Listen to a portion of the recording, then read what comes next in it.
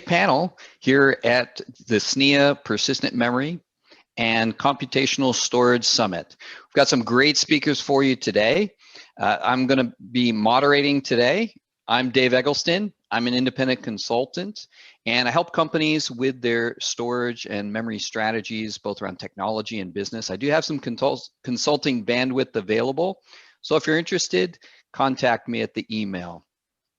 But let's move on to the stars. We have a 5-star panel, and that's right. When you vote for us, vote 5 stars because we do want to be invited back next year. That's right, 5 stars, 5 stars. Be an easy grader, give us 5 stars. Not all of our panelists are with us at this time, and one unfortunately was not able to join us because of a meeting conflict. But we have our intrepid 4 who are on your screens and who will be talking. And we want you to participate in this event as well. So you can ask questions in the Zoom window. There's a Q&A button. Go ahead and hit that, ask your questions in there. And then if you see another question that you like, don't hesitate to upvote those questions so we can see which ones are kind of the favorite questions for us to ask as we dive into some of these topics. We'll try and get to as many of the user questions, the attendee questions as possible. Also, remember to use the Slack channel to connect with these panelists later in the event. And then if SNIA sends you a post-evaluation survey, remember it's 5 stars, 5 stars, perfect score for us here. Yes, we want to be highly rated. So let's dive in right away. We're going to dive in on our main theme, which is present and future uses for computational storage and persistent memory. This is the lightning round, so I'm going to randomly call out a couple, our panelists one at a time, and they're going to give us a little bit of their statement before we get into some of the back and forth on questions. So I'm going to start with Charles Fan. Charles, present and future uses for computational storage and persistent memory. Your view from MemVerge, go. How much time do I have? Sorry. You only have 1 minute, okay. But I won't be harsh about it. So I guess I just used 10 seconds. All right. So MemVerge, we develop and deliver big memory software. We believe persistent memory will be a key component to enable a big memory computing architecture where more applications will be running out of memory. We think this is going to happen in the cloud and on-prem, and it can deliver the capacity that's never before possible in terms of memory. It can offer interesting new capabilities, data services on memory that was not possible before. And we'll dive into some of those capabilities later, as well as what's most important to the users that you're working with. That's okay, right. Chun. What's the view from Futurewei? Computational storage, persistent memory. You know, how does Futurewei see this, and what capabilities are you bringing to these technologies? Yes. So first, it's not only PM and storage, computational storage. The current PM's memory semantics versus storage block semantics with historical burdens. As they're both expressing the persistent data, but in different languages. So a persistent data abstraction that works for both persistent memory and the storage would be very desirable. So is it a block device with read and write interface? No. Or a flat address of memory with load and stores? No. When we look at the from application point of view, that we want this to be, we look at this to be how application consume and create data, persistent data particularly. In other words, it's going to be a file with a file system overhead, distributed, but without overhead of replicate state machines, easy to encapsulate data so computation can happen within the storage, being persistent memory or the device. And it's uncorruptible, being accessed by multi-read and writers. That's the hardest part. Well, I look forward to comparing and contrasting your vision with Andy Rudoff. So we'll get into that later because I think you're bringing up some interesting points that are a little bit different from what Andy's expressed. And let's jump to Andy. Andy, present, future uses of CS and PM. CS and PM, a match made in heaven, right? I see them working well together. But honestly, if you ask me about anything in persistent memory, I'd probably give that answer because, as we've introduced persistent memory into the ecosystem does its thing, and we're starting to see, more and more of these use cases come out. And we've kind of concentrated initially on introducing it into the server space, but as people learn about it, I think it flows into these other spaces, computational storage for one, but accelerators, client, mobile, everywhere. So for me, I guess my answer is ubiquity is what I see for the future of persistent memory. Very good. Now, Scott Shadley, you have two hats you've been wearing over these last 2 days. A little bit about SNIA, but tell us from NGD Systems, computational storage, present and future usage. What do you see there? And is there something with persistent memory in the future for your company? The opportunities are definitely there. And I think one of the keys that come into play with this is computational storage as we see it today is doing exactly what we needed to do to drive attention and traction and to Andy's point, get the ecosystem more involved. Fit and exist coincidentally with existing storage products. Same interface, same technology, same form factors, but adding that extra level of value, which is the compute aspect of letting data do real work for you. One of the stories I used to tell back in the day was you have a storage locker. We all love to shove our stuff in the storage locker, and it's always the Christmas decorations at the back of the storage locker.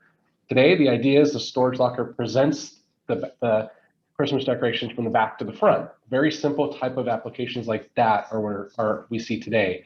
I'm coming to you from the bridge of the Enterprise, or the Discovery from Star Trek, because I'm a Star Trek geek, because we also see the future of CS can take it to many different places. So computational storage will be autonomous vehicles, will be in space, we'll do all these kinds of things, and they're already starting to show that today. We'll be putting computational storage in space by the end of the year, so it's pretty exciting. Well, I like the idea of Scott Shadley helping me sort my Christmas decorations. I'm still kind of hung up on that because I do have a lot of those boxes, and they get stuck behind the Halloween boxes. Do you know what's in there? The box can tell you what it is if it's computational storage box. I do like the analogy. Keep going. Yeah. And then as far as persistent memory overlaps, there's a question already that came in computational persistent memory. Persistent memory is still storage of sorts, right? It's storing data or makes data stored possible as far as persistence goes. So yeah, computational storage, computational persistent memory, they are party of the same, and they're going to work together very well. I think a good example from this conference is CXL brings a nice potential for that as we get to Gen 5 of an architecture where we can coexist in all these different frameworks. So we get the cool products that are coming from MemVerge, the ideas around where we're going with zones and that beyond with Futurewei, all coalescing around this fun new architecture that everybody's going to be building, because that's what we're doing with SNIA for computational storage, is bringing the market together to drive it forward. Well, I knew a marketing guy could not fit his comments into 1 minute. That was not going to happen. We knew that for sure. But you did wear two hats, so maybe I should give you two minutes this time. Okay, John Kim, thank you for joining us, sir. We can see you now. Weigh in, please. From an NVIDIA point of view, present and future uses for PM and CS. Go. Okay, well, so certainly I expect that as we're big on AI, and as more people deploy more AI and more GPUs, I expect there will be more use cases for computational storage and persistent memory. Now today in the NVIDIA servers, we use NVMe SSDs, and we like them for their high performance. We deploy them, and we have a lot of customers who also use NVMe storage to support their AI implementations or their HPC implementations. And I expect that there will be new use cases for persistent memory in the future, as well as for computational storage. And probably for both use cases, part of the driver will be the increasing distribution, or the more distributed nature of AI going forward. That AI traditionally is done in a centralized data center, but now it's going to happen in the cars, in the hospitals, in the factories, possibly even in the cameras and the phones. Well, some of it's already happening in phones. A lot of phones have somebody's GPU built in, not necessarily ours, but a GPU built in. And so as this happens, there is that need to have that persistence, some way to persistently store something very quickly and retrieve it very quickly out there at the edge, where you either don't have the bandwidth to get that data back and forth to a central data center, or you don't have, the connection isn't completely reliable. So you need to be able to process and store and filter and analyze that data, and maybe just send the results back or send some of the data back later. And that will call out the need for both persistent memory and computational storage for different types of use cases for distributed AI. Got it. Okay, let's dive in now. Let me go ahead and shift back to sharing my screen, and I'm going to advance it here. This was the abstract that we put out for this panel. So just a quick reminder to our panelists, as well as to our viewers, what we're going to talk about here. We've got things that are moving from concept into reality, and then there's been a migration as well of which applications, how it gets used, and what's the value proposition. So these are the kind of things we're going to dig into. We want to talk about also where's the attach point, CPUs, GPUs, DPUs, somewhere else, cloud versus edge, scale up versus scale out, legacy versus new interconnect, and we want to get your questions in here as well. So that's just a quick reminder of the types of things we're going to be dealing with here. Now, unfortunately, our panelist Brad from LANL, Los Alamos National Labs, was not able to join us. He made an excellent point I found in his presentation about the need, especially in HPC, to balance memory and storage. I found this quite interesting because he literally talked about how computational storage was one of the best ways for him to optimize memory bandwidth. We do know that memory bandwidth per core is one of the driving problems right now, getting access to all that memory. I found this quite an interesting point. Scott, as a representative for computational storage, talk a little bit more about that. How is it that doing something on the storage side actually helps you in your processing in memory and what you're getting out of memory bandwidth? How's that possible? You know, so that's actually, if I take back almost like the Wayback Machine, computational storage, the idea is we have these proponents. We have a CPU, we have a GPU, we have all these different processing engines that, like John was talking about, but they all have a finite space to them. And today storage is in the terabytes, while memory is still in the gigabytes. And as we get into the petabytes, we'll get into the terabytes.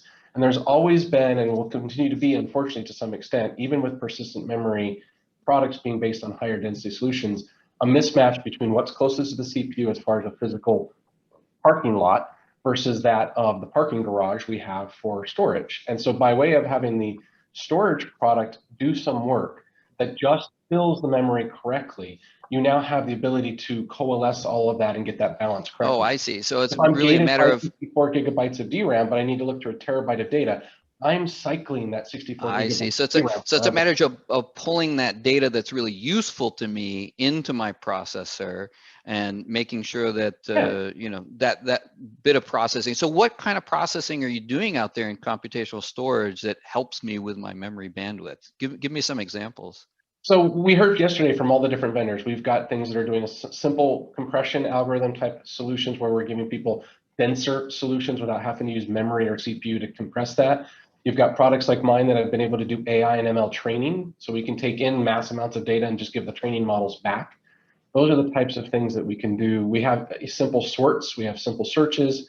All of it is predicated around what the use case is for the customer. And to much what Brad was talking about, there's no one perfect answer. There's a lot of different ways to do the work, and balance is key. And that's one of the cornerstones of our conversation with customers too, is it's balance. I think I can solve a lot of problems, but not all. So you're talking about how to optimize things when you're processing at your CPU. Now I'm going to throw it over to John here, that NVIDIA's got kind of a different view because it's where all that processing is getting done in the GPU. And NVIDIA, among other companies, has proposed this new thing kind of at the network called a DPU. You know, John, tell me, what are some of the advantages of connecting storage, in particular computational storage, to a DPU? Stephen Bates, we now call him Stevie, apparently, but Stevie talked about it yesterday that in his presentation, he said, DPU is the new hope for computational storage. Boy, it sounds like a Star Wars episode, but give us some idea, John, DPUs, why is that a good connection point for computational storage? Well, so first of all, DPUs can accelerate access to computational storage. I think that's the primary, or probably the most common use case, that the DPU isn't necessarily being computational storage, but it's speeding up access either from a CPU or from a GPU to the computational storage. and back and forth. And then the DPU for some types of computation can also add or enable computational storage, probably not as a device, but in a computational storage processor or computational storage array, as Lionel talked about earlier. So a DPU can certainly do that if you have, and in many cases, a DPU is actually enhancing the CPU. So we're not saying hey, we're replacing the CPU. In most cases, we're complementing or assisting the CPU. Even though we have our own ARM CPU on the DPU, that ARM CPU is not normally meant to take over the application processing. It's meant to just do infrastructure or control plane, things like networking and security, or key management and things like that. So it's not meant to replace the CPU. It's meant to assist the CPU or the GPU. And in terms of CPU versus GPU, just briefly, we believe in both. We've never meant to say that you replace the CPU for everything. In fact, we just announced you're now a 3-chip company. That's what we hear. So 3-chip companies. So congratulations on entering the CPU market with the Grace processor. Yeah, tell us a little bit more about that and how that CPU entering. What would that do in terms of architecture and accelerating AI? So this CPU is, I believe, positioned to be optimized for AI and machine learning and possibly HPC. So it's not meant to be a general purpose CPU to take over everyone's Oracle or VMware workloads. It's meant to be something that's specifically going to work well with our GPUs and provide great performance acceleration for AI, machine learning, HPC. And part of how it does it is it has really fast interconnects. So whether it's through PCIe or I don't know if it's committed to support CXL with PCIe or CXL, but it's going to support very fast memory interfaces as well as very fast connections to our GPUs with something we call NVLink, which is a really fast connection for inside the server. So let's jump to Charles. Charles, he mentioned he's not going to take over your VM workloads, and I had a quote from Charles here from this morning that said, "VM density is money." Charles, tell us why VM density is money and how MemVerge solves that and persistent memory solves that. Right. So, so I think what you mentioned is one of the bottlenecks with memory. Fundamental bottlenecks is about Newman. So the CPU memory bandwidth bottleneck. But besides that, I think there's also a bottleneck just in the pure capacity of memory available. And memory has become one of the most scarce resources on the server, especially in a virtualized environment when you want to maximize the VM density on the server. The more VMs you could fit on a server, the less server you need, the less cost you need, less power, less space, et cetera, et cetera. And therefore, if the bottleneck on that number of VMs you can have per server is the amount of memory, then the more memory you have on that server, the more VMs you can create, the cost per VM reduced.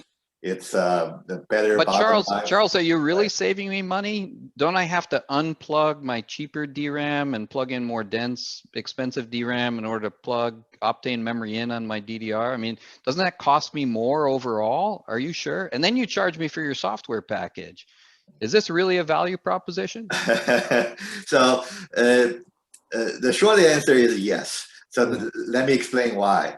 If you do not have persistent memory, and if you do not have MemVerge, I think you are right, because the price of DRAM actually is not linear. It actually goes exponential as you getting larger memories, and that's all you need to get 4-way, 8-way servers to achieve that higher VM density, so you don't actually get the savings. But once you have Optane memory, you can actually increase memory capacity in a cost-effective way. It's actually lower cost per gigabyte than DRAM, so you can have up to 9 terabytes or so of memory in a 2-way server, without buying more expensive systems or more expensive memory modules. And our software would do a little work to help making this experience more seamless for the users also. And then essentially you are saving all the extra server and data center costs associated with. So I really do get more for less money. Exactly. And that's what some of our customers are enjoying right now. We're actually working with a couple of different cloud service providers who are essentially using DRAM plus Optane plus MemVerge to power their ECS, ECS-like service. So is there a real value proposition though around persistence? So I get it, more memory, that's great, but is there that value proposition? I notice in your memory machine, you do the snapshotting, but how often is that used by your customers, and how much of the memory really needs to be persistent? Isn't that just a small part, or are those large images? I don't quite get the picture. So that's a great question. In fact, we do have a number of customers using our snapshot for various use cases, which I think I went into a little in my presentation. But on this panel, I was just thinking about the relationship between CS and PM. And I think they are sort of two sides of the same coin, perhaps. So CS is like bringing compute closer to persistence, to storage, where you want to do certain compute right there where the data is stored. And PM, from certain perspective, is bringing persistence closer to compute, to CPUs. So where it's in memory, which is traditionally volatile, but using the persistence nature of PM, and perhaps with some software like Snapshot, you can more easily capture the state, which was volatile, to allow them to persist. And this can bring some very interesting use cases. For example, and part of what your software does is that abstraction, so that the application doesn't need to know about that. So we'll come back and touch on that in a minute. But Chun, abstraction, this is one of the concepts that you brought up in your opening statement. I mean, how should persistent memory be abstracted? Can you go into some more detail about how you see the right way to abstract that persistent memory in the system? And what sort of benefits does that bring? Okay, so in our point of view, that the abstraction, there's no right abstraction. It's just what fits your application.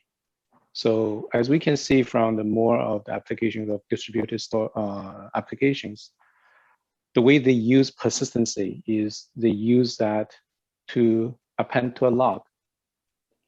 So that's the ground truth for everything, the log. So in other ways, that we think that persistency can be better described as logs. So logs is something like you append, then it's read-only, it's immutable.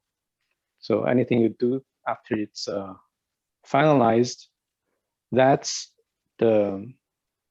you can do many operations on that without the fear of corruption. But is that everything that we can do on persistent memory? No. So there may be other ways we do that as well. I would say, think of that as projections. So project some log in more direct accessible and presentable data. So if you group these two concepts together, then you can understand where we're going with our what we are going to introduce called the named log extension. I see. Yeah. And now Andy has given us his tutorial on the work that's been done in CXL to prepare for persistent memory. But Chun, do you see places where it's incomplete, where there's gaps or ways it can be improved? It's definitely great progress. I always say the gap is in the semantic part. It's the semantic gap between what the hardware provides to what the application wants or uses. Yeah, how so? Tell us more about that. Yeah, for example, let's say we are going to use files to represent our data. That's the typical way for almost everything, starting from Ceph or class.fs and other things. But how we can represent a file concept on, let's say, persistent memory or computational storage, we need a file system or something similar to do the translation. So that's the gap here. Got it. Okay, so Andy, how would you like to pick up with Chun's points there, and then tell us more about what are some of the problems that you saw coming into CXL? You talked a lot about what you learned from NVDIMS and the NVM PTwig, which was a few years ago, and how that informed you for CXL and places you see as improvements and places So where there may still be some gaps. Yeah, the NVMP technical work group that you just mentioned was formed so that we could all align around one basic concept around persistent memory and how it gets exposed. And actually it gets exposed as files. So I'm not quite sure what the last comment was about.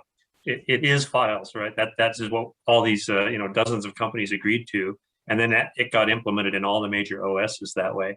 So when I went to go look at, what should we do for CXL and moving persistent memory to CXL, my primary goal, my #1 goal was, let's not break the programming model that we all just spent years publishing. We all just spent years implementing. So an application written for today's persistent memory should work without modification on CXL persistent memory. The MemVerge product should work without modification on the CXL memory. There's no reason it even needs to know whether it's plugged into a DIMM slot or whether it's plugged into CXL, other than, obviously the way of building a balanced system like we were talking about before. And so for me, those are the primary goals, and everything kind of hinged off those goals. So as we went through the CXL exercise of supporting persistent memory, we just repeatedly, tested ourselves. Are we breaking the programming model? Are we causing software to break? Are we causing ISVs who just spent time moving to a programming model? Are we going to make them move again? And if anything came up that broke the programming model, we killed it, basically. So one of the new things in CXL 2.0, and this took me a little while to get my head around, but is in CXL 1.1, it was really inside the box. With CXL 2, we now move out to the rack, and to really simplify it, CXL 2.0 is about switches and being able to, for different nodes to use different parts of persistent memory. Talk to me a little bit about the complication. You talked in detail about it for hot plug, but we do need the ability to deallocate memory, reallocate memory through the switch. Boy, that seems like a complicated problem. In essence, it's not the true hot plug we're familiar with in other ways, but it's sort of this deallocation. I think it's hot add and hot remove is what you're trying to implement. So talk a little bit more about the difficulty in implementing that in CXL 2.0 and getting the spec right. PCIe has always been a hot plug bus. And for storage, everybody kind of understands that you can just insert storage, and then software, has the responsibility for discovering it. And if you're going to yank some storage out, you probably need to make sure that somebody's prepared for that. So usually that's called a managed hot remove, right? So you don't just surprise somebody by yanking something out. But with memory, people aren't really used to that. Of course, there have been a lot of systems built over the years that support hot plug memory, but most common systems today don't. Right, they're less expensive. They don't have the hot plug DIMM slots or anything like that, and so we have to move, those two worlds together. The world where people are used to hot plugging things like storage, and they're used to now having memory plugging into those CXL slots. So we have to join those two ideas together. And I actually don't think it's not as bad as it sounds, as long as you stick to hot plug and managed hot remove. As soon as you try and move to a surprise hot remove, memory becomes pretty tricky. It's pretty hard for a system to keep running if you've removed the memory that it's running from, unless you have some very high-end system that's mirroring memory or something like that. Yeah, John Kim just gave us a snarky comment. Is it like removing HAL 9000's memory? Is he going to sing to us, or what's going to happen as the memory dies? As he sings Daisy. That's right, exactly. I like it. Very good. So it's got to be a so it's a challenge, but I think it's also it's like a lot of things. It's another one of these ingredients that we architect, we get it working, and we throw it to the ecosystem, and we see what the ecosystem does with it. Honestly, I'm not sure if hot plug is as important in this age of cloud as it has been in the past, right? Because in many configurations, if anything goes wrong on the machine, you just stop using it and you use a different machine in the cloud. Whereas before we had these big monolithic machines that stayed up no matter what, and you hot replaced things as they failed. So, hot plug's interesting, but I think it's yeah, the less hot add interesting. and the remove hot add is really the key thing, so that we can reallocate memory from one place to another. So, obviously Intel has the Optane product for persistent memory, and you were thinking about that and going in these editions for CXL. But I've seen momentum now for things like CXL attached DRAM, or moving an NVDIMM type capability, NVDIMM-N type capability onto CXL. I mean, talk to me about that. Are you guys really prepared for that with the spec? Oh, absolutely. Have you really? Yeah, in fact, we were very careful when we started the work in the CXL committee not to just go in and just add PMEM. Most of the things that you want to do for persistent memory, many of them apply to memory. So we were very careful to go in and say, we're coming up with the changes for CXL attached memory, and then sometimes we're going to add some feature that only applies to persistent memory. But wherever possible, we added features that apply to all types of memory, because you don't want something to be just completely managed a completely different way when it's so similar. Especially as has been talked about before, a lot of people are using persistent memory as a volatile tier right now because of its cost point. And I just want to point out that that's as old as storage, right? For the past more than 50 years, people use block storage as persistent storage and as a volatile place to store things, like a temp file or a swap space or something like that. So, we definitely want to have that support. One of the first things we designed in to the CXL changes is that a device reports at the very beginning, here's my capacity, here's how much of that is possible to be used as persistence, and here's how much of that is possible to be used as volatile. And here's a way of switching it if there's some that can be used as both. So we're really trying to make it as general as possible to support not just persistent memory, but any kind of memory that people want to plug into CXL. And are you going to support computational storage in the future, or is that just going to remain on the NVMe interface? Do we have some place where these two come together? I think there's a lot of possibilities there. CXL has a lot of flexibility. If you look at what's in a type 1 or type 2 device, which is not the kind of memory devices we're talking about, the accelerators, a lot of those things, I look at them and I look at computational storage and I think, wow, those sure look like the same thing to me, very similar, because there's a lot of flexibility in what the device actually has on it. Sure, it could have CPUs, it could have storage, it could have memory. They're just little computers basically that you're plugging into your expansion slots. So Scott, Scott, go ahead and jump in here, because I'm interested, because I hear about, boy, it would be great if that NVMe software stack didn't give me a 6 microsecond adder all the time, and then I could do other cool stuff. It's just too slow. Can the NVMe software stack be improved? Can we get closer to memory, or how does your company think about it and migrating in the forward in the future? Because you've talked about the real value proposition on computational storage is moving that computation to where things are at. Yeah. And you talked about solving the traffic problem. I mean, how do you see these two merging together, or you don't, between computational storage, persistent memory?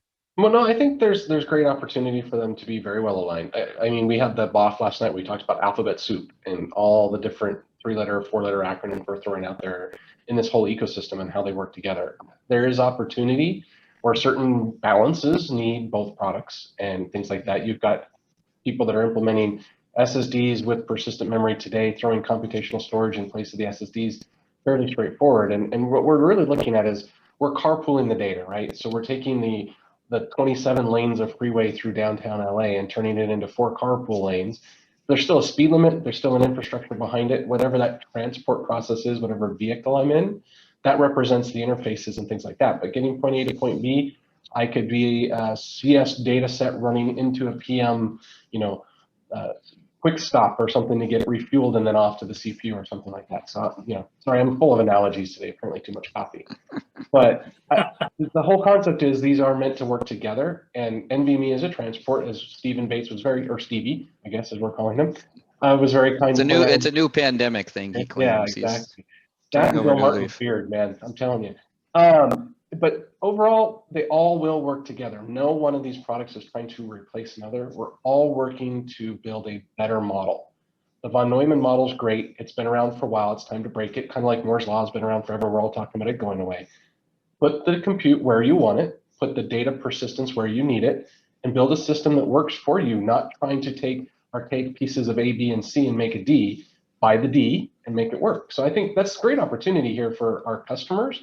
No one of us is competing with one another today in any kind of aspect of this. We're all working together to find a way to show a customer, you can do this, and we have new building blocks. It's a new set of Legos, guys. Let's have some fun with them. So let's take another element about that data is coherency. You know, how important is that for that data to be coherent all the way back? Chun, what are some of your thoughts about that, especially as we're coming from storage? Is it really important for that data to be coherent all the way back to the memory? So far, we have not. Oh, I called on Chun. John, you spoke up too soon. I called on Chun.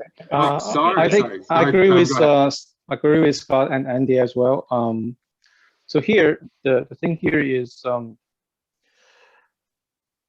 there are two semantical representations now: block versus memory. So that's why there must be a common abstraction there. But then take Scott's example, like the freeway versus the parking lot, right? You can have, we won't have this built as freeway, but the freeway need to carry information that being coherent. Otherwise, how to debug that and how to interpret the data is a mess. So I think coherency is important. And when you look at how you achieve coherency, that's, for example, while modifying the data when you and still reading it, that's multi-access. So how do you make sure that it's working? It's we have been doing that for several, I mean, as an industry, have been doing that for several decades. And fortunately, we will repeat that all exercise again in the computational storage and the persistent memory as well. Okay, John, I cut you off. Go ahead and jump in now. Oh, sorry, sorry, Chun. I was just going to say that Nvidia, we're definitely a big proponents and believers in memory coherency. I don't think we've done much yet on the storage coherency side, but there's certainly the possibility that we will, going forward, we may be taking some persistent memory and treating it as memory. And I'm sure that coherence will be a strong part of that. We have been pushing or creating or supporting different types of coherent interconnect for the memory interface, as well as CPU to CPU and CPU to GPU, and of course, GPU to GPU communications. So we have our own link or sort of fabric called NVLink and NVSwitch for GPU to GPU, and we're building that into that new CPU we announced. So that, and that's one of the advantages of that CPU is it can have this fast coherent link to the GPUs. Okay, let's dive in now with some of our attendee questions. The aforementioned Stevie Bates asks, NVIDIA has a very vendor-specific framework called CUDA for defining work that the CPU wishes to offload to a GPU. The NVMe standard is working on a vendor-neutral. My comment just went away. Sorry, I didn't mean to. I was trying to mark it politely as available, and I stuffed it in the answered folder. My apologies. Yeah, let me finish that. The NVMe standard is working on a vendor-neutral standard for doing the same thing. What are the pros and cons of a vendor-specific approach, like NVIDIA has, versus one that's more vendor-neutral? Mr. John Kim. The quick answer is that vendor specific usually gets you something faster and that might be more optimized for that vendor, but a vendor neutral approach lets you run it across multiple vendors, which is good if you want to avoid vendor lock-in. You know, so I think, I don't know. So I think that's the short answer, that, you know, vendor neutral is good for a multi-vendor support ecosystem. But as Steve said, CUDA, I believe, is fairly vendor specific to NVIDIA GPUs. Yes, yeah. Yes, very much so. Okay, let me jump over to another question. Sorry to cut you off, Scott. You're going to get this question though. From Amit. Amit Devgan says, for computational storage, how much is ROI for inline dedupe in terms of time to dedupe versus dedupe ratio compared to traditional flash? So I saw that one in there, and it's an interesting question, and that's one of the unique challenges of the ROI for computational storage. Is I could say the ROI for dedupe inline is 100%, but that's one specific workload where I know I can 100% dedupe the data. If I'm not able to 100% dedupe the data, or it's a non-compressible data set or things like that, and I'm running those types of algorithms, it makes it much more challenging to understand. So one of the unique implementation concerns around computational storage is there's no one answer for ROI. It depends, like everything in life, it depends. Exactly. I had one customer, we put it in, they're like, this is what we're going to do with it. And they told us what their workload was. We put it in a file, scripted, all that stuff, showed them some great results.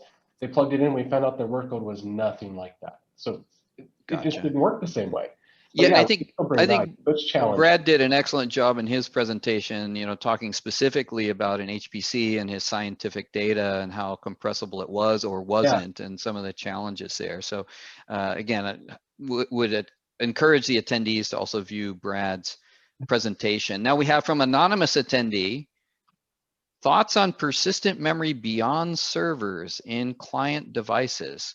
Okay, Andy, you get that question because you've been around persistent memory perhaps the longest, and your company is shipping persistent memory. Yeah, this is a great question. And since we make both servers and clients, you can imagine that we've spent a lot of time on this. And so my main answer is that in the server space, we've been exploring ways of using persistent memory that are transparent to applications.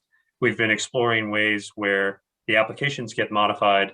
And then there's this kind of middle ground where there's some middleware that's been modified to understand persistent memory. The application above it is unmodified, and then the software below it does understand persistent memory.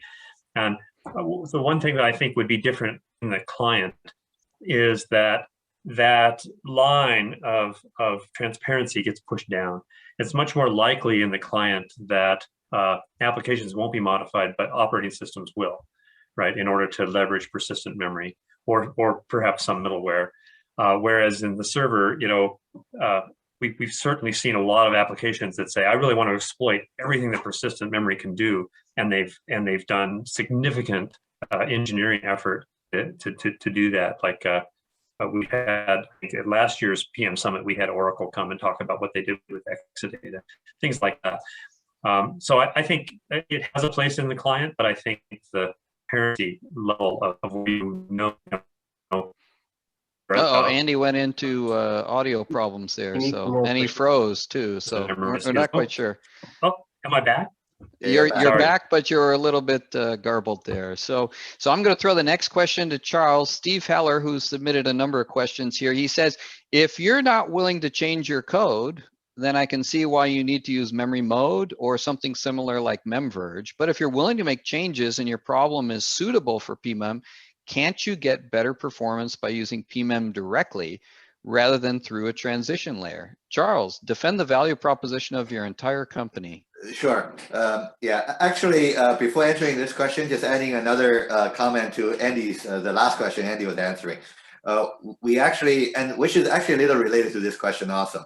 So we actually identified a couple of use cases that's on workstations. I guess that qualifies as a client. And like, for example, for movie making artists, they're using applications like Autodesk Maya, and they are creating those scenes. And those are really big memory databases that they're working on? It's not a database, it's like a 3D animation, movie creating tool. And essentially they can run on a large piece of memory, and we can take those snapshots so that they can roll back to any of the previous point, do something different, and so on. So we had a similar thing with genomics, which is sort of a workstation use case also, which we basically provide a DVR functionality on top of memory, allow you to rewind and clone and do different things. So I think there are some interesting to the client use cases. It's not on iPhone yet, but on those pretty powerful workstations. And then to this question is that I think there are various ways that new memories can be used. Certainly memory mode, certainly through MemVerge. And if the customer have access to their own source code, they can change it. They can use PMDK to program it. They can have other ways of directly accessing the memory. All this is possible. And I think it's a spectrum as well. For example, with our snapshot, we can support applications without changing the application, which we can snapshot one process at a time. But we also provide the SDK. So if you can change your application, if the snapshot happens to be something you need, then you can use our SDK to have more granular snapshots. You can just snapshot this table or snapshot this particular data structure. And this basically provides another way of persisting of the data, rather than go through the read-write sort of kind of way. So I think it's an interesting area. There could be different models of using it, and the customer can decide what's the best way to do it. So does anybody use memory mode on Optane long term, or do they switch to app direct mode as time goes by? Andy, how does that Well, look? so memory mode is volatile, and app direct is persistent. So they're not, you wouldn't switch between the two exactly. So yeah, we have plenty of customers using memory mode. Usually what I tell people is it's a great way to get started using our product because it's transparent, it's transparent to the OS. If your use case doesn't perform well under memory mode, then you might start looking at more advanced solutions like being able to use app direct as another tier, which MemVerge can do for you. Or just as Charles was saying, looking up the stack and deciding if your application can or should be modified. So I think all of these things coexist because I don't think that there's one answer that suits everybody. Not any one right way to do it. Okay, so let's get to one more question here from our good friend Stevie. And Stevie, this one's going to be tossed to John Kim because Nvidia recently announced Grace, a server-grade CPU based on the ARM ISA and NVLink for off-chip coherency. Does the persistent memory ecosystem support adding PM off an NVLink? If not, what are the panel thoughts on vendor-specific coherent links versus open ones like CXL? Let's start with John on this one because that's kind of a loaded question. He's pointing at what you've got coming up with Grace and how can we add PM to it? The short answer is I don't know the answer about that. However, the NVLink focus is I look forward to you and all of us knowing that answer, by the way. I've been waiting for that deep dive, but go ahead. Yeah, so the quick answer is NVLink's focus is connecting the CPU to the GPU with coherency. The CPU itself is meant to use LPDDR5, and the GPUs are currently using HBM for high performance memory. But I don't know whether NVLink can be used for persistent memory. And what would it take for, I'll ask a loaded question, what would it take for NVIDIA to move from NVLink over to something like CXL in the future? I'm not qualified to answer that question. I would say we are members of CXL, we're supporting it. I expect we will support CXL, but I don't know, with which products would add CXL support. Yeah, and I put you on the spot there. I am aware that NVIDIA is strongly working on the CXL 3.0 spec to resolve some of the issues that might lead to their adoption. Okay, and then just more generally on the panel, vendor-specific ways versus open ways to address persistent memory. Any other thoughts from panelists? Let me give it a shot. Before we say that, can we generalize the question, say, to a different question? That is, what kind of coherency would persistent memory require? That would be more generic. Essentially, what kind of abstraction we need to put onto, let's say, persistent data, being persistent memory or computational storage. Anyone else want to pick that up? I think Andy knows about CXL much more than I do, but from my perspective, I think CXL is a great step of making persistent memory more vendor neutral, and it doesn't go the whole way. So there are things that probably need to be developed on top of CXL to allow more interoperability between different kind of persistent memory and different kind of processing units. And but I hope that will come, and I think CXL sort of lay the foundation.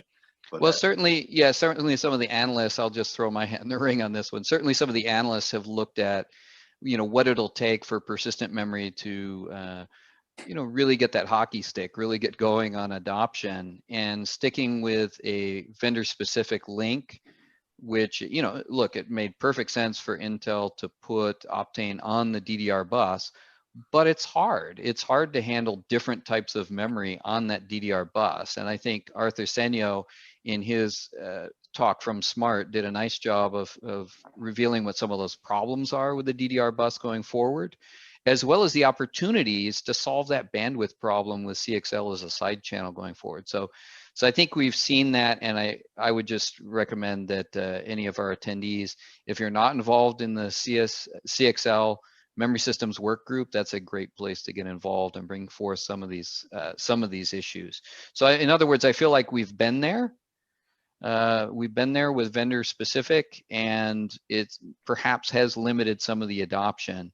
And so getting to vendor neutral will take us forward in the future. I think Jim Pappas would like the answer to that too. Well, and open standards drive that. What the SNIA Computational Storage Working Group is after today, right? That's exactly what we have, is what was talked about with the PM stuff. From vendor specific, gets you to market fast, and then you go from there. So. Yes, and that is going to wrap us up on this panel. And what I'd like to do before we exit is have both Scott and Andy talk a little bit more about how you can get involved. We started talking about that with the CXL Consortium, excuse me. But Andy, why don't you talk first about, how can somebody get involved in this effort at SNIA? Well, so both SNIA and CXL are pretty easy to join, to be perfectly honest. And I know that SNIA even allows you to come and attend one of the twig meetings before you decide to join or not. I'm not sure if CXL does that, but we've certainly seen a bunch of companies kind of dip their toe in and then decide to join us when we had the programming twig going on. So that's my answer is, join these organizations and get involved in the specifications well before they're published. And that allows you to basically help guide the direction of the ecosystem very early on. And Scott, as our SNIA board member, tell us a little bit more about the CMSI and how somebody can get involved. Yeah, so again, to Andy's point, SNIA is pretty straightforward to join. You're welcome to participate in twig meetings ahead of time as a guest to see what we do and what we're going after. The membership process is pretty straightforward. The twigs are around to do the technical work. CMSI and the other initiatives are around to help participate in doing stuff like this by sponsoring events and doing exactly what it says there: educate, accelerate, and help drive adoption. So if you're interested in being a part of the technical work, come join the twigs. If you're interested in being part of the evangelization side of it, you can join the initiatives. But overall, the whole proposition here is vendor neutrality to generate better market acceptance of these technologies and put forth a way to drive innovation without competition, if you will. Competition is great, but you have to have something to compete on. And with that, I'd like to thank our five-star panelists. Please remember to vote for us. And thank you very much for attending the summit and attending this panel. Thanks, Dave. Thanks, everyone.